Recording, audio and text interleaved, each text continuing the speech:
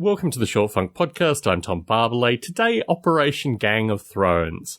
I walk the neighbourhood periodically. I feel it's my duty as the vice president of the local community that I get a sense of the neighbourhood.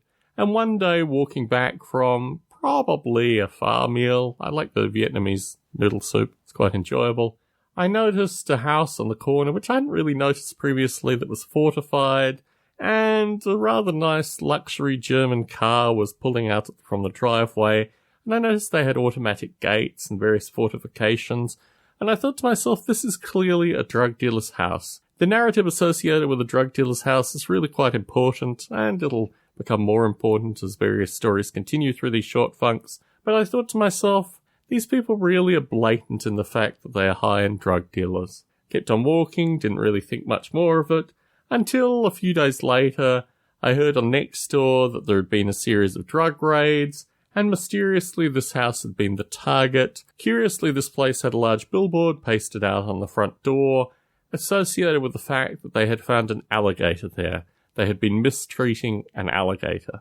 It was all very curious at the time, although the house clearly looked like a drug dealer's house, and through this process, the neighbours became very interested in this alligator, who I dubbed Snappy. Snappy's a nice name for an alligator. It actually comes from a Simpsons episode. Burns has Snappy the alligator talk to him at Smithers with a hand puppet. But, you know, the nature of Snappy the alligator of Spartan Keys, which is the area in which I live, seemed to be rather comical. And I've used Snappy as an ongoing narrative. How were they abusing Snappy? Who knows? Maybe dressing him up in a Bo Peep outfit or something like that. Humiliating him, as only alligators know how to be humiliated. But my suspicion is probably that Snappy was used as a means of interrogating people, probably terrifying them.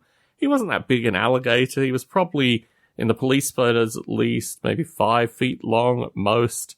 Probably not that much more than 5 feet. But Gang of Thrones was particularly interesting because it was the first time I've seen a successful operation of this nature. It netted about 38 people, of which I think 6 are still on the lam. They're still, wanted. But it also netted a San Jose police officer, which goes back to a long-standing discussion associated with police corruption in this area. And what I also found fascinating was the FBI and the DEA worked together in order to net these group of people. And I thought about this quite critically because I've been a strong advocate for federal funds to be used in my area, but this is an example of actually federal authorities being used to target a particular gang in a particular area, doing particular things. And this is so rare for my part of the world that it really made me think. It made me ponder what would happen if we actually had federal money and federal interest in this area. The police officer, somewhat comically, was arrested for charges of providing information. He looked up in police databases, various things. Unauthorized access, I think, is the terminology. And I reflected in particular that the public-facing part of this police database is really difficult to actually access, to the point where I think the interface is fundamentally broken, and it's impossible for members of the public to get meaningful crime statistics.